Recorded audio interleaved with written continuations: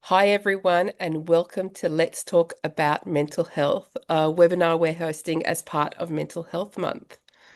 We're here in collaboration with the New South Wales Department of Health and Department of Communities and Justice. I'm Goha Yazdabadi, CEO at COTA New South Wales, and I'd just like to start by acknowledging the traditional custodians on the lands we're joining from and pay my respect to elders past and present. I'm joining you from Gadigal country today. This is such an important topic. Mental health isn't something that only matters at one stage of life. It's something that we all need to check in on for ourselves and for our friends at all stages. To me, Mental Health Month is an important reminder that any of us can have concerns at any stage in life.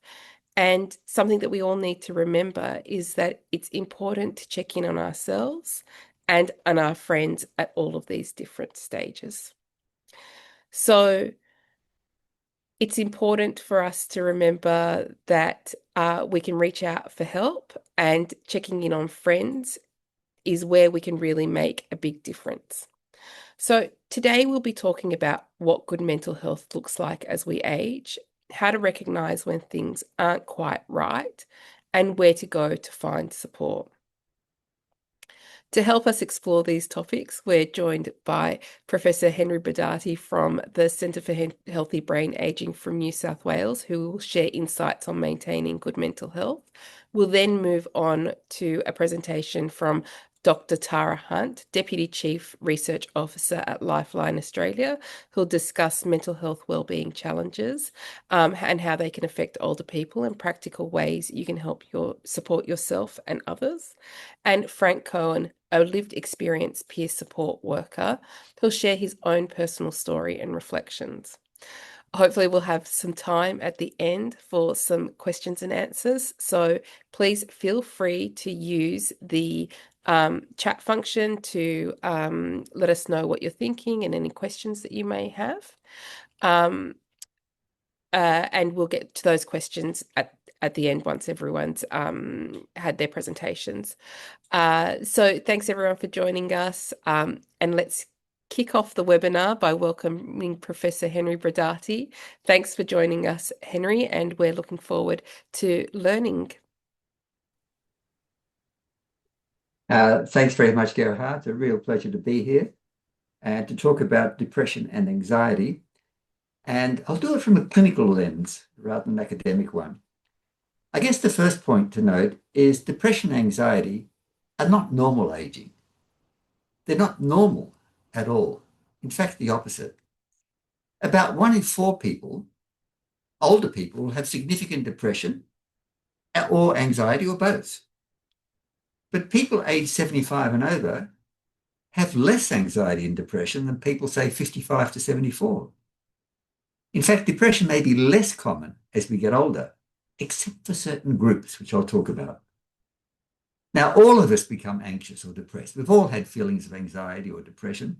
It's normal life. But when does it become significant or clinical?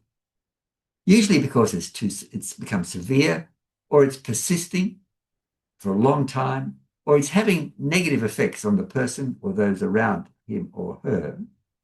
And in that case, it generally warrants some intervention.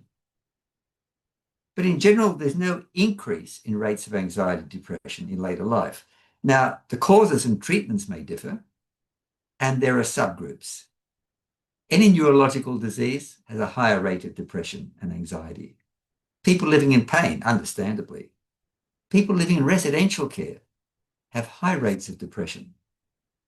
And we must remember that people who express suicidal ideas in later life have a much higher rate of actually taking their life. We should take it seriously, particularly in older men who per capita have the highest rates of suicide of any population. So I just want to give you 4 examples of people with depression who I've been involved with. And they're not real people. They're an amalgam of people I have treated, and I've de-identified the details. And I want you to just bear in mind a map. If you can imagine a quadrant, so 4 different boxes, okay? And I want you to think, how can we track what are the causes of the depression and anxiety in those 4 quadrants? So if you think the lower left one, I'm thinking the biology, what's happening in the body or the brain. The next quadrant down here is the psychological one. Then the third quadrant up in the top right-hand corner is the interpersonal one, the relationships. And then the fourth quadrant in the upper left-hand corner is all the social and environmental factors. And you'll see how these play out. So let me give you an example. Jane. Jane is a 72-year-old woman who's had a traumatic childhood.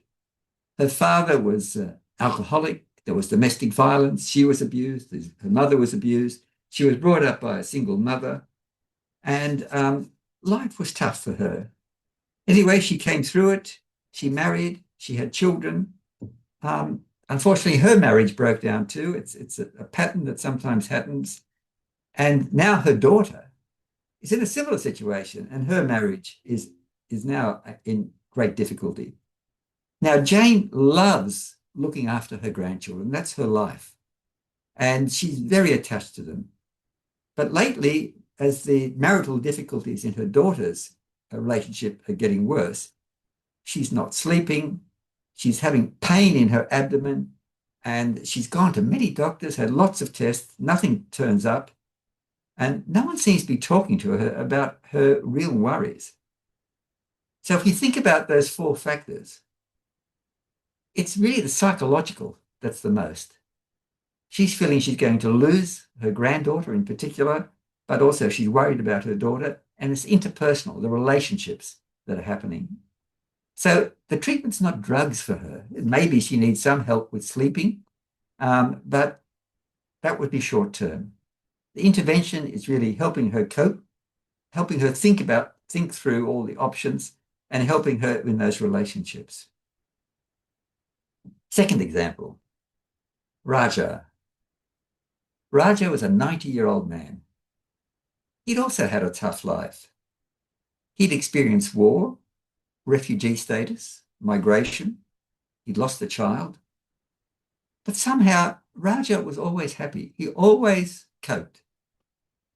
Currently, he's still married. His wife and he are still alive. He has 3 children, 7 grandchildren, and a couple of great-grandchildren. Until a few months ago, he was retired and enjoying life. When suddenly, out of the blue, he became depressed. Well, he was losing weight. He wasn't eating. He was preoccupied with money. He thought he had no money, and he was worried that they would starve. He could not be convinced that, in fact, he did have lots of money, and he had delusions of poverty. So in Raja's case, it's probably biological. In fact, we have this saying in old age psychiatry.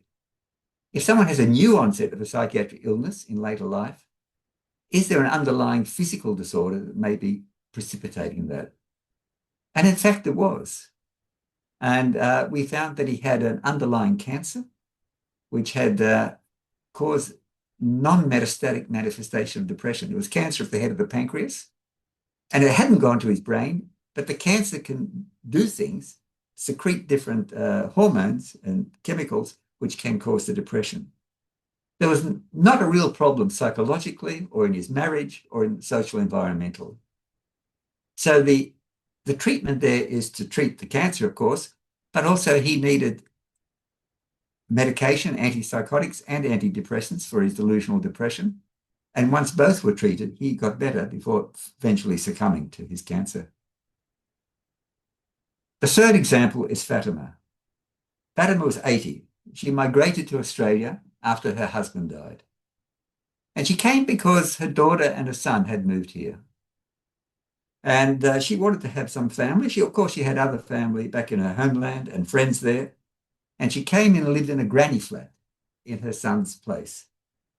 And she could interact with the son and his family and her daughter and her family. but mainly she just sat around all day. She seemed to lose everything, interest in everything, and became depressed. So if we think about those four factors, the issue with her was social and environmental. She didn't have her network. She didn't have the language. She didn't have a social group. She felt isolated. The intervention for her was to get her back into a social group, to find people from her culture, talk to her family about how they could integrate her more and not just have her sitting in the granny flat. And the fourth and final example I give you is a patient of mine whom I call John. He was only 68. He was still working as a middle to senior manager in a company. But he was finding he was struggling with work. He was getting anxious. He was having to check things multiple times. He was becoming more forgetful. And it took him longer to do all the tasks. And his anxiety was rising and he was worried. And then one day his boss said, John, come into my office and have a chat. And said, look, I think you're stressed. Maybe you should take some leave. And I don't know, have you thought about retirement? And that really set him off. He became really depressed. So with John, there are multiple factors. In fact, he was having cognitive decline. He may be having early dementia. There were psychological issues as he was trying to cope with this. He was worried about the effect on his family, and he was worried about retirement. He had no plans for retirement. He had no idea what to do. So there are a number of multiple things. And so when we see people with depression and anxiety, we try and draw this map, looking at those four quadrants. What are the various things contributing? What needs urgent help?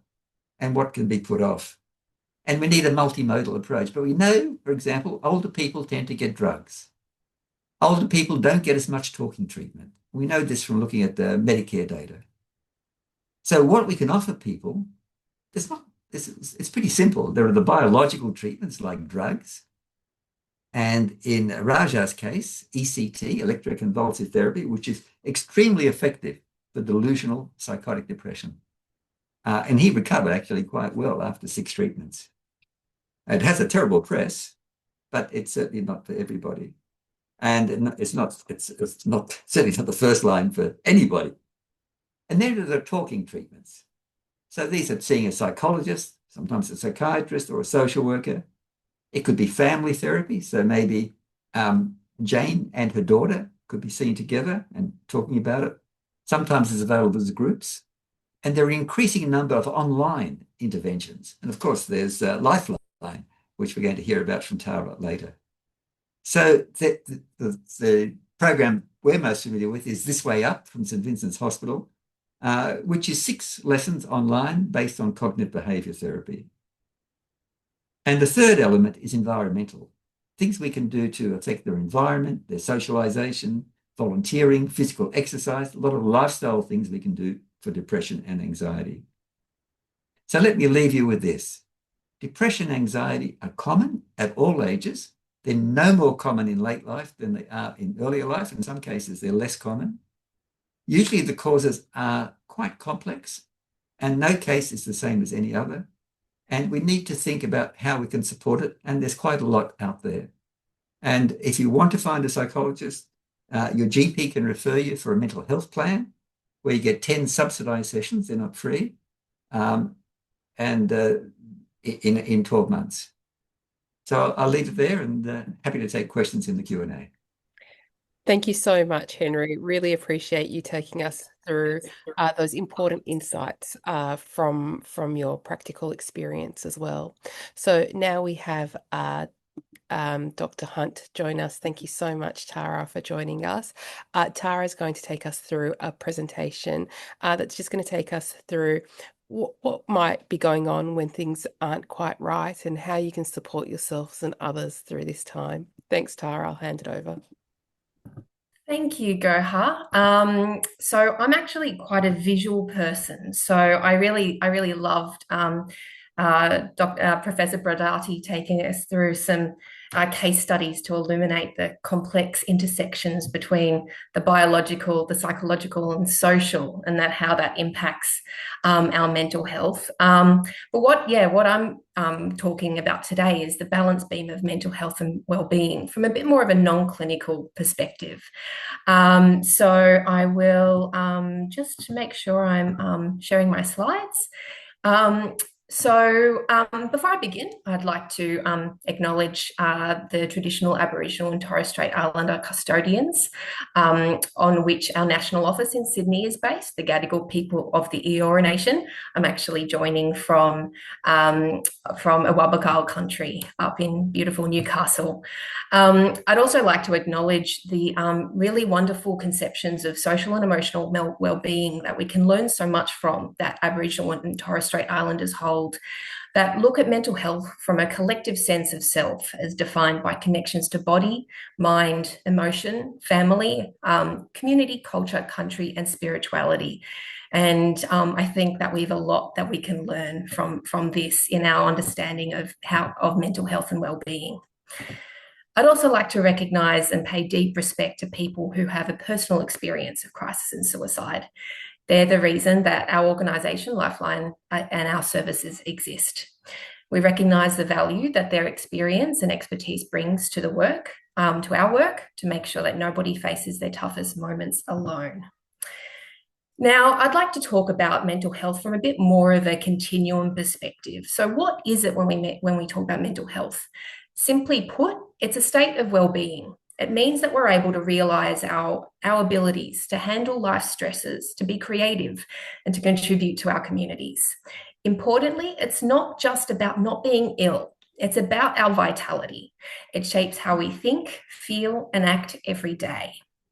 The reason that I like to think about it as along a continuum is because we're constantly fluctuating throughout these states in our lives.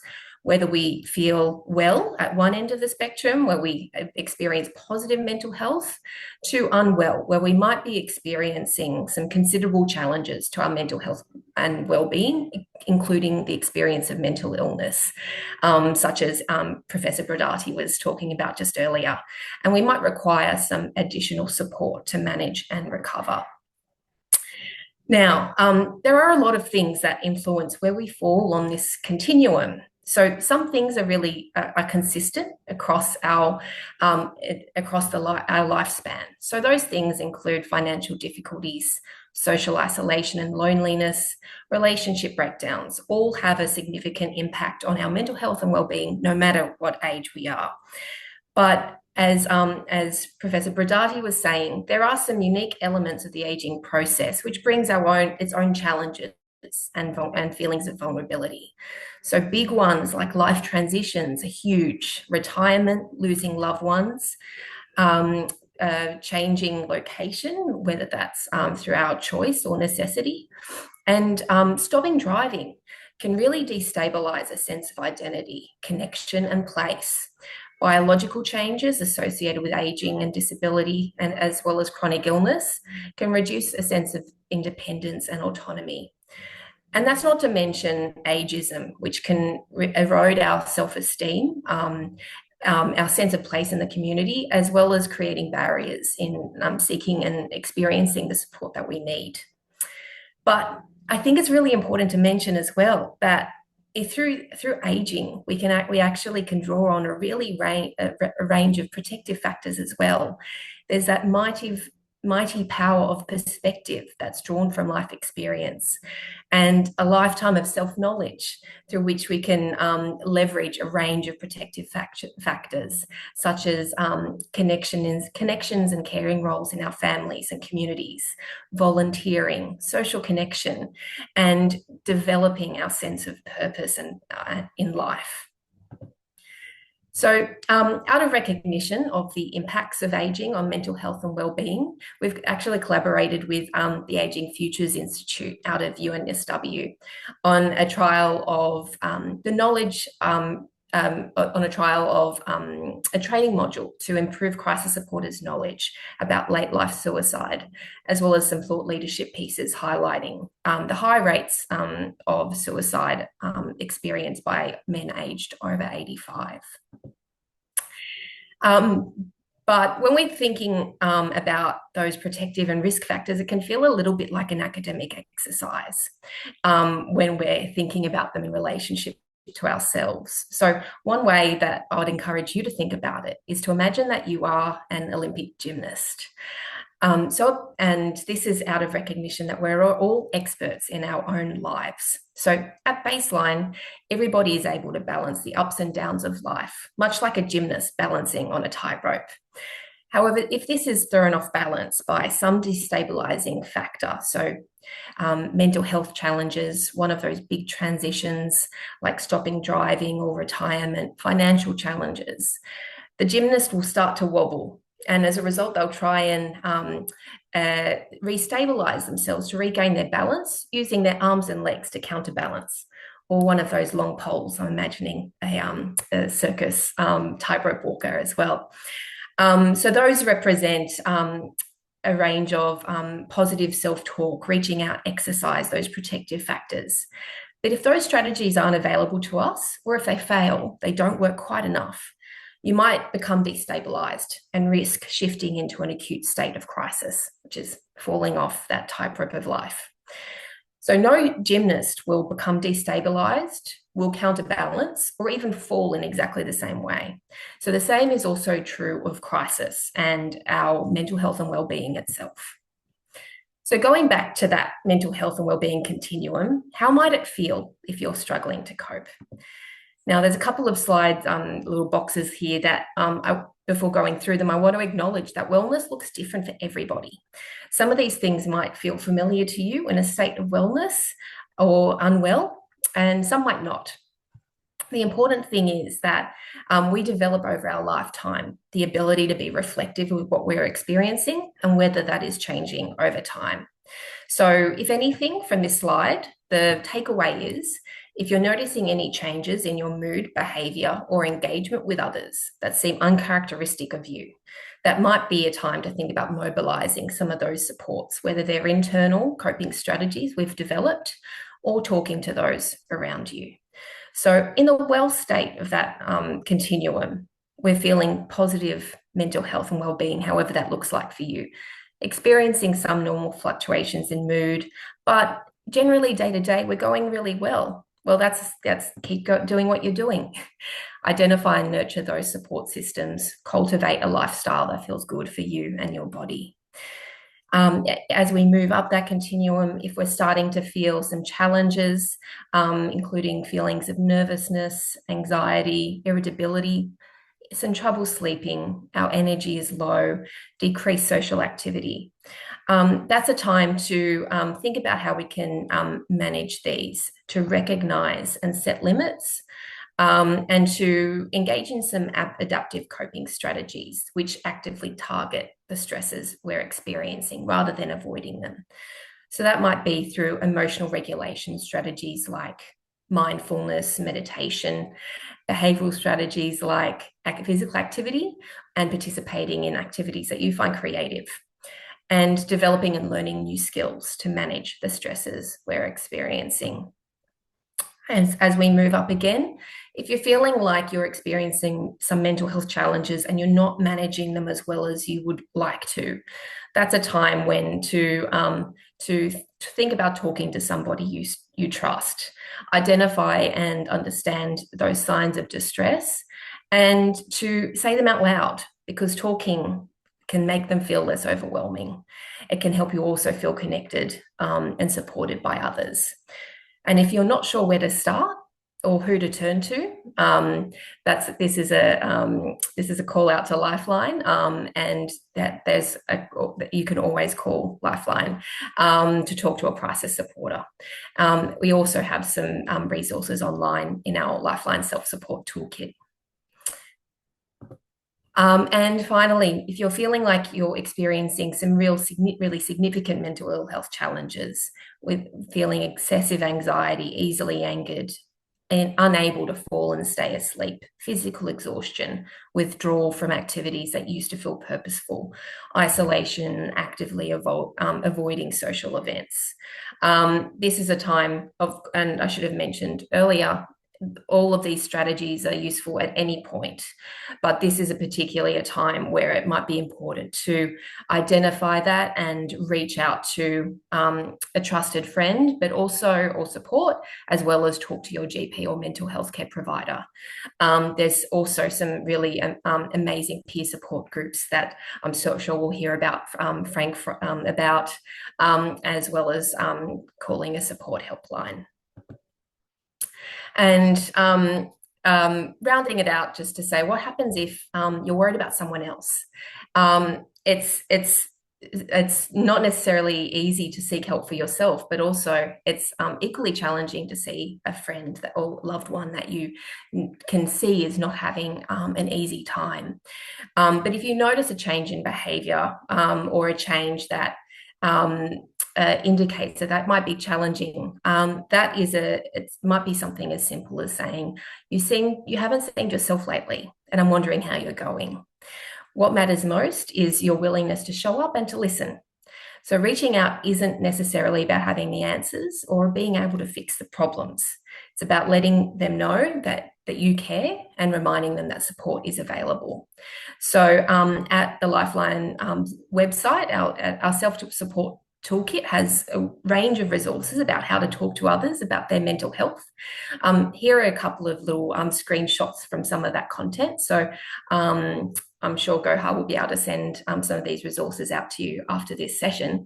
Some things to think about before having that conversation with someone you're concerned about is to check in with yourself. Are you in a place where you can be fully present and listen to understand? Because sometimes our feelings of distress and concern can override our ability to be in that place where we're sitting and connecting with someone. Making sure that you find a private time and a place where you're shoulder to shoulder, whether that's having a walk and talk or sitting side by side. Sometimes that shoulder to shoulder connection is really important and can provide a really safe place for a meaningful conversation. And as well, just letting them know that you're there, even if they don't want to talk right now. So I might leave it at that. This slide is just a screenshot of some of those supports that I've mentioned from Lifeline's end. So if you need someone to talk to or you're worried about someone else, you can always contact Lifeline's crisis supporters. Our phone service is 13 11 14. We also have an online chat and a text service as well. And a link to our self-support toolkit is there as well. I'll stop sharing my screen. Thanks so much, Tara. It can be a really difficult time. So with the information you've provided, I'm sure everyone will be able to face these challenges a little bit better informed. And I have to say that shoulder to shoulder tip is a really good one, something that I didn't know about, and definitely one that I'll keep in my toolkit as well. So thanks so much, Tara. Now I'm going to bring Frank into the conversation. Frank, thanks so much for joining us and sharing your lived experience with us. It's such a powerful tool. And we really appreciate that you've taken the time to be able to, and you're so open and willing to share. What an amazing initiative to be able to help break down some of the stigma that we all know exists around mental well-being. So I thought a good place for us to start the conversation, Frank, was talking about your role as a lived experience peer support worker.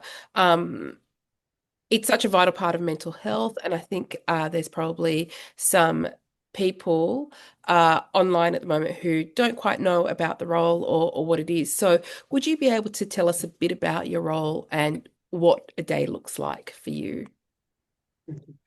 Thank you, Go. Firstly, I'd like to say I'm very pleased the Professor and Torres before me, because I can bring to life a lot of what they've had as content within their presentations. To be honest, it's easier for me if I share my story with you, and I believe my story of my mental health journey and recovery should answer the questions that you've put up. And then, of course, if I haven't covered anything, by all means, ask me again. Would that be okay with you, Go? That's a fantastic way to approach it. Thanks, Frank. Okay. So usually, as I outline with my patients, or with patients, in order to share my lived experience, mental health journey and recovery, I need first to provide some background of myself and my journey. So after almost 30 years in corporate, responsible for 18 Asia Pacific markets, reporting into respective American Cyprus corporate head offices, I encountered toxic cultural corporate behavior, which in short resulted in me becoming reclusive for a year within the business, and then reclusive for a further 2 years at home in my apartment. Upon my separation from corporate, I went from being a high energy executive, propelled by my until then undiagnosed obsessive compulsive behavior since a child, to a withdrawn, demotivated, emotionless individual who'd lost purpose in life, a sign that I needed to seek support. After extensive assessment by my GP, as well as the Hornsby Mental Hospital's PEC unit, I was initially diagnosed as having a chronic depressive disorder, accompanied by my long-standing obsessive compulsive disorder. After weeks of career outplacement support, it became apparent to me that then at 49 years old, I considered myself to be unemployable in my marketing field, which triggered me to feel life is coming to an end, which in short resulted me in having at least 3 bouts of suicidal ideation, 3 respective PEC unit admissions across Hornsby Mental Health PEC, St Vincent's PEC, after a suicide attempt off a 4th floor apartment block, and at Kyla PEC, and ultimately an involuntary 10-day stay admitted under restraint and seclusion into the equivalent of the Prince of Wales Hospital Mental Health Intensive Care and Kyla OBS unit. Following my discharge from Hornsby Mental Health, I was admitted to the Sydney Clinic. To this day, I have no recollection of who referred me and why I was admitted to the Sydney Clinic, as I was disorientated and confused. At the Sydney Clinic, after having my medication stabilized, I commenced 18 months of group dialectical behavior therapy, DBT, designed to assist myself and other patients to develop coping skills and strategies around mindfulness, emotion regulation, distress management, and learning also to differentiate using wise mind and rational mind versus emotion mind. Dialectical behavior therapy was followed by acceptance and commitment therapy, ACT.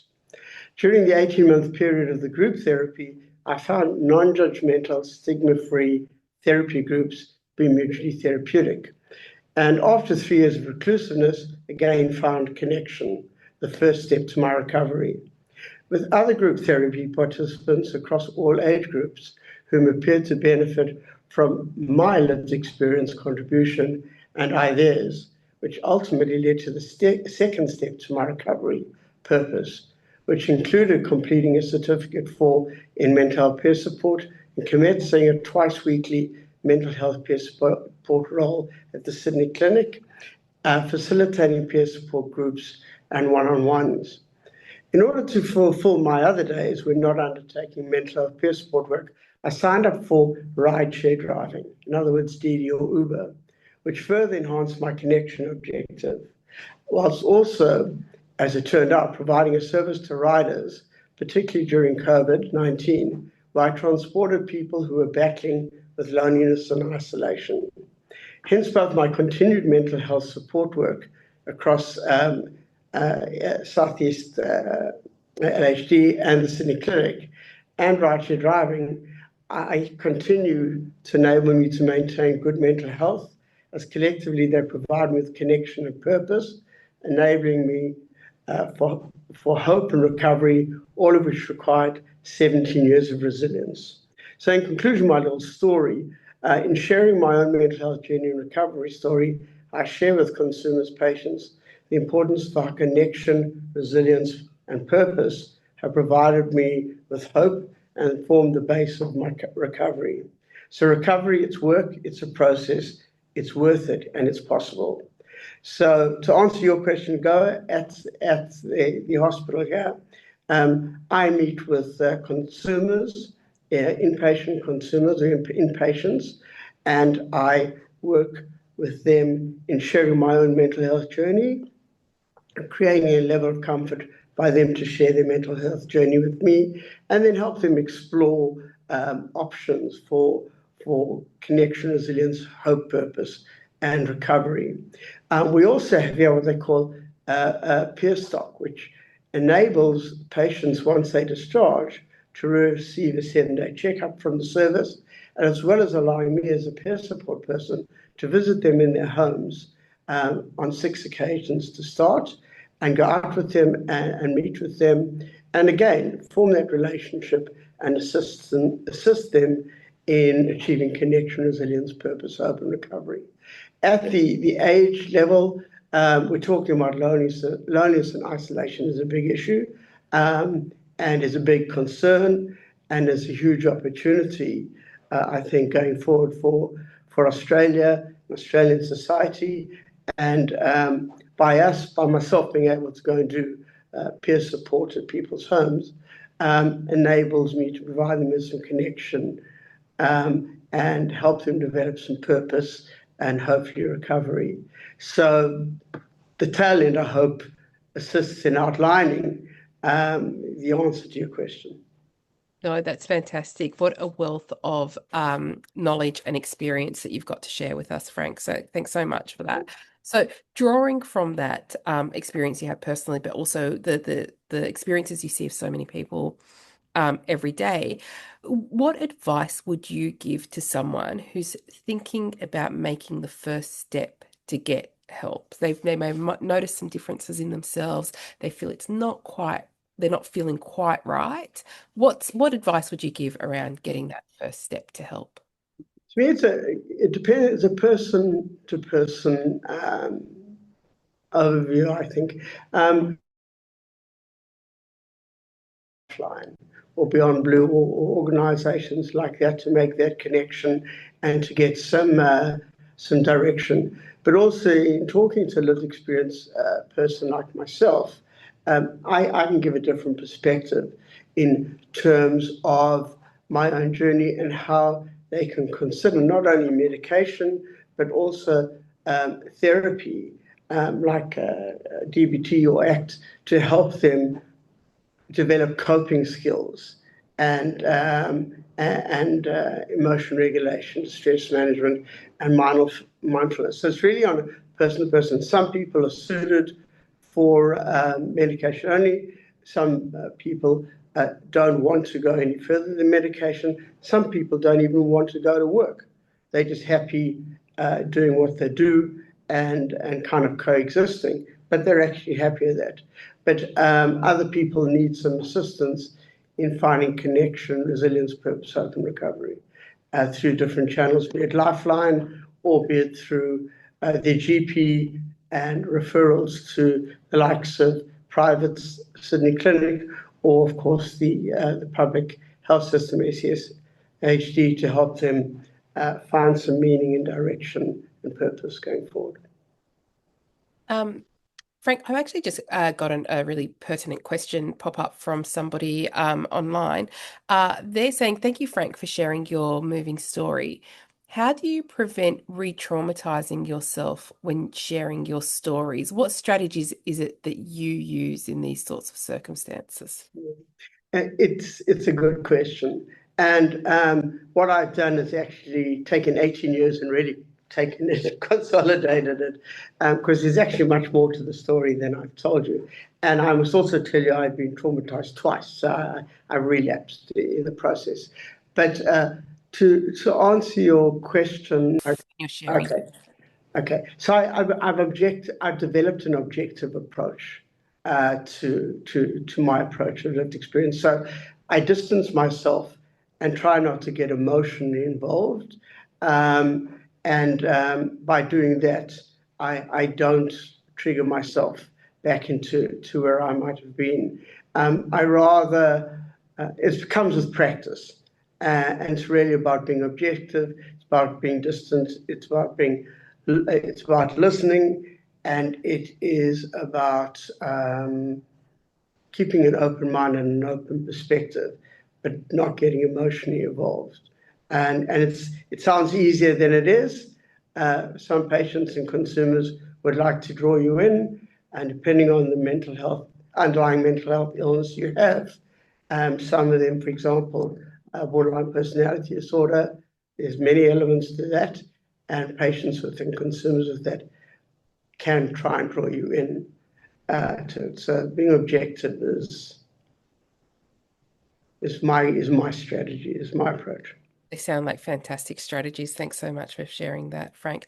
And before we move to Q&As more generally, I've just got one other question for you, Frank. So a lot of people who are feeling down or anxious might think that this is just part of getting older and that it's too late to seek help. And what I really love about your story is that it's not just about getting out there and getting help, but really you had a huge transformation in your life from being a high-flying executive to finding meaning and purpose in what you're doing. So when someone might be feeling that they're too old to seek help or too old to make changes, what would you say to somebody who feels that way from your experience? Yeah. Well, I've certainly been there, done that. I mean, at the age of 49, I really thought, well, I'm never going to get another marketing role. Nobody offered me another marketing role. So I felt that life was coming to an end. So to be honest, I went through the process of being admitted to the Sydney Clinic and doing the group therapy stuff, and only working with others in a stigma-free, non-judgmental environment and doing group therapy did I find that they benefit from what I contributed and I benefited from them. And that propelled me to look at other alternatives. To do something I'm passionate about, and that is adopt my lived experience and share that with others to go about. So that's what I would encourage, is to talk to lived experience people and see how they have overcome. But it does take resilience, I can tell you that. It's not an easy answer, but if you don't know as a consumer or as a person out there that there is help, you won't know. You have to know that there's help. And once you know that there's help, then you can be directed into the right, talk to the right people who can actually take you to that next level so that you can consider your purpose and recovery options. Excellent. Thanks so much, Frank. I might bring back Tara and Henry as well, and we'll get into some of these other questions as well that are coming in. So we had one question directed at you, Tara, but everybody jump in with anything that you'd like to add to this. And it's around remote listening. So Tara, you spoke about, being shoulder to shoulder to people, but what about the experience where you have someone who isn't physically close to you? How do you start off those conversations? What are some techniques about connecting in that kind of a circumstance? Yeah, thanks. And I think that this is a wonderful question, and I think it was Sharon. Thank you for it, because I think people understand the shoulder to shoulder element and how that's important, but we increasingly have connections with people that are primarily driven like through the phone, WhatsApp groups. How do we bring up these conversations in that context? And one of the things that is a struggle is that we are kind of operating in an environment when we're talking to someone on the phone where we don't have as much non-verbal information available to us to inform that discussion. But it also, and one of the, I guess, I was actually a crisis supporter myself, and one of the observations I had when I was working on the phone lines was that it actually provides a bit of a sense of safety for the people in the conversation to be reliant on the voice itself. So you can really be very attuned to changes in pace, to how a person's voice is communicating their emotionality. So it's not as a restricted environment as you might think. But in terms of how we can have those conversations, I think one of the things is there's some just really practical skills about how we can talk to people, which is listening to understand. So if they're saying something and you're not quite sure, you like ask them, oh, can you explain that a little bit more for me? Like if active listening, so engaging with what they're telling you, asking questions, mirroring tone and pace. So if they are like, so matching the cadence of the conversation, and pausing before responding as well can give an indication that you're reflecting and engaging with what they're talking to you about. I'll be quiet in just a moment. One of the things that can be a bit of a challenge, though, is where we're kind of talking to someone and they're saying some things and like, oh wow, this is a little bit concerning. I'd like to ask how they're going. So some of the ways that we can do that is to listen to the content of what they're telling us. So, wow, it sounds like there is so much going on for you right now, X, Y, Z. How are you feeling? Like, how are you going? And just relating it back to the content of what they've disclosed to you and why you might be concerned about them, because it's a natural response. And sometimes that enables people to go, actually, this is full on for me. And one other kind of way that this week I have kind of thought is a wonderful conversational tool is from Esther Perel. I don't know if you're familiar with her. She has a podcast called Where Do We Begin? And she used this phrase, how is your internal weather? And I just love that. So I'll leave it there. I'm really interested to see what other people have to say on the panel. Thanks so much, Frank. Henry, did either of you want to jump in on that one as well? No, I love that line though. It's great. Yeah, it is fantastic, isn't it? We've got another question here, and it's around, the different sort of approaches that can be for mental health and for helping with mental health. So sometimes GPs, they refer people to drugs or psychologists, but that's not really great for everybody. So one of our participants is asking, are there any organisations such as Old Style public health networks who can help access other types of mental health services as well? Well, maybe I can jump in here. It's a problem. The public mental health service is in crisis. They're unable to cope with the load that's coming through the hospitals. And Frank will certainly have experienced this too. People are discharged quickly to make room for people who are even more seriously ill and need urgent care before they're really ready to go. And that's an issue. Public outpatients for mental health. When I was training as a psychiatrist, which is a long time ago, I used to run a pub, we all had outpatient sessions. They're just so flat out coping with inpatients that there's very few outpatient sessions now available.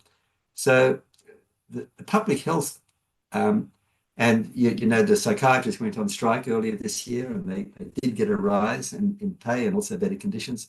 And it wasn't just about money, it was about this whole mental health crisis that's happening in the public system. In the private system, it's not also, there's issues. It's hard to get an appointment.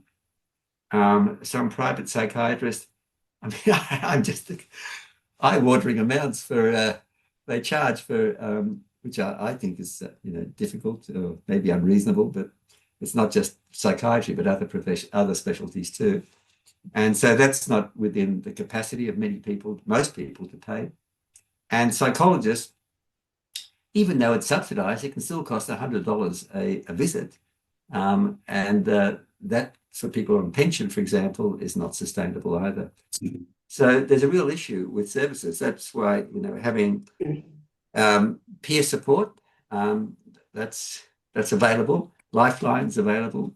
And I mentioned online programs. Actually, the results with online treatment for people without severe illness, people who are not suicidal or psychotic, are pretty good. I mentioned This Way Up, which is from St. Vincent's Hospital. There's many others. Beyond Blue has something, Mood Gym from Black Dog Institute. So there are lots of them out there, but they're three reputable online services that people can use. If I could add there, I think going to the GP is a good first step, and I think asking the GP. I encourage concerns patients to ask your GP for access to the 10 or 12 visit plan in order to go to a psychologist and start having that relationship, and actually to ask about things like dialectical behavior therapy and see if there's opportunities to get there. If I look at having been worked in both the private and the public sector, what I love about the public sector and SCH is the support that patients who are discharged perhaps quicker than they would like, or quicker than ideal, is that the after service provided by the public service, the 7-day follow-up by case managers, by registered nurse, and then by peer stock as well, is an outstanding add-on support. I didn't find that in private. In private, I found after 7 days, you were on your own. They did have the checkup and that you were on your own. And as you say, at great cost to go through the private care service.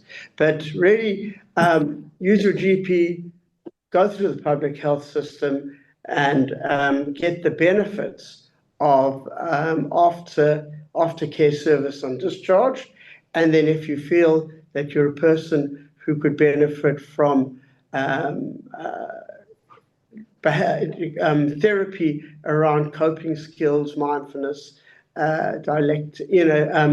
emotional regulation, distress management, then, and if you have the means, pursue private care as a means to develop those skills as well. So they can complement each other, but yes, the system is stressed, no doubt. Yeah, no. Thanks so much for those insights. And I can see, Tara, you have given us a link there to the Help Finder service through Lifeline. And that's in the chat there. We'll also send that around as part of the email that we'll send around to everyone after as well. So just to remind everyone who registers for the webinar, we will send out the recording of this, but also some resources as well. And you'll get that within 2 days. Just check to see, it might come from Zoom or it might come from us because you've registered through Zoom, but it'll come through from one of us. I just got one other question, two other questions. One question here is for you, Dr. Brodati. Says here, this question is a little outside the parameter, but I'm interested in your research on dementia. I believe you discovered a treatment with honey and other ingredients. Was that you, Henry? And could you please expand on this? I'm so glad you asked me that, Gerhard, because I became aware of this last week when somebody emailed me and said, is this true? And it's not true.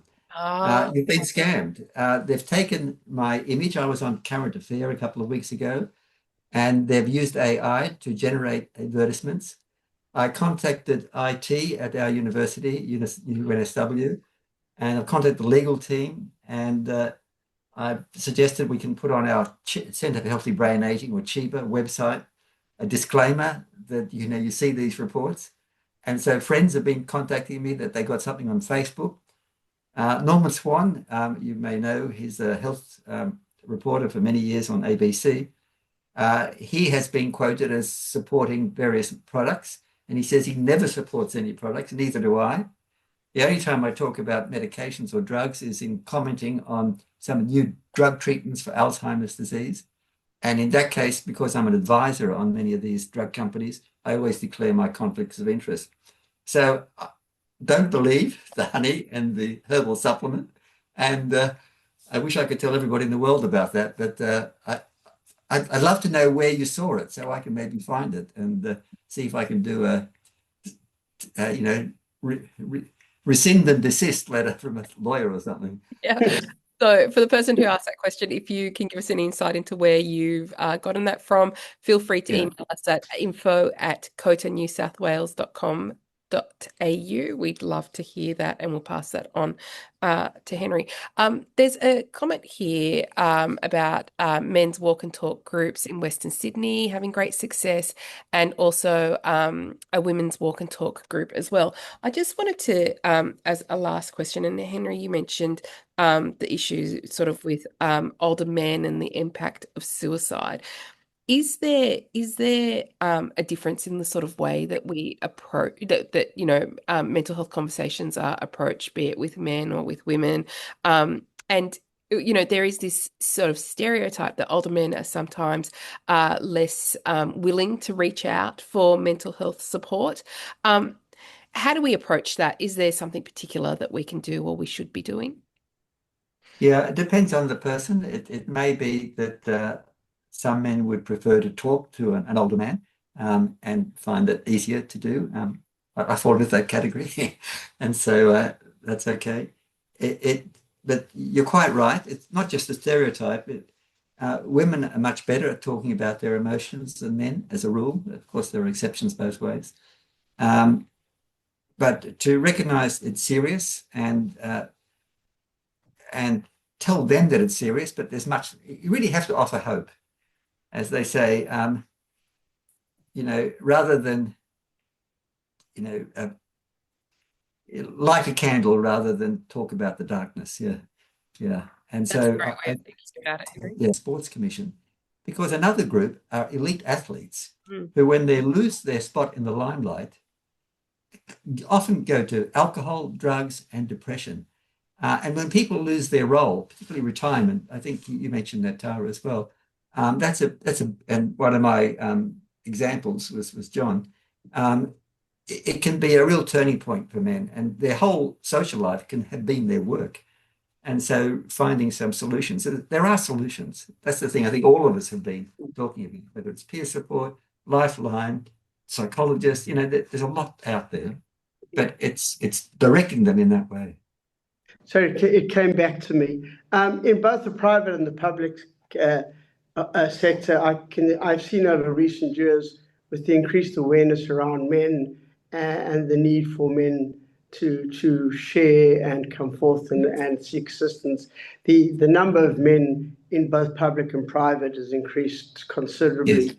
Yes. You're right, the approach with men or with women share more than men do, but certainly there are more men putting up their hands anecdotally and saying, well, I need help, and seek help, and I think that's a good thing. A lot of sportsmen have come out and talked about their depression. That's been fantastic for removing the stigma and letting people actually come out. Yeah, and I think the media does that. The media, Sorry, Tara. Yes, the media highlights any sports people who have had mental health issues, and even if unfortunately have taken their life through the process, I think is a means to encourage men to step forward and have the discussion. One, just quickly, sorry. One thing that hasn't been mentioned regarding men's mental health is, I guess, the influence on male socialization and how men tend to form relationships, and of course, among older men, have grown up in a time where the models of masculinity have been quite different to what we currently see, because there's multiple masculinities that occur or constantly and influence men's behavior and as well how they relate to others. So men tend to have less extensive social networks than women. And also, if they're heterosexual, also rely on their female partner as well to take a lead in directing social connection. And we know that that's really important from a loneliness perspective, a social connection perspective, is having a really robust social network around us. So that's one of the things that I think is particularly pertinent for older men's mental health and the elevated rates of suicide that we see. A few people in the chat have been very active and have a wealth wealth of knowledge. So check out those comments. They're great. I think one of the things that's been really identified in the research literature for older men is designing programs and services that really meet them and where they're at, and look carefully at their needs. And a lot of those are actually around social connection, belonging, and reducing those feelings of isolation and burdensomeness, which can come up with aging. So I'll leave it at that. Thanks so much. I think we could carry on this discussion for quite a bit longer, but I think we need to wrap up now. Thank you, Frank. Thank you, Tara. Thank you, Henry. This has been wonderful. Thank you to the audience and your participation. Amazing information sharing here.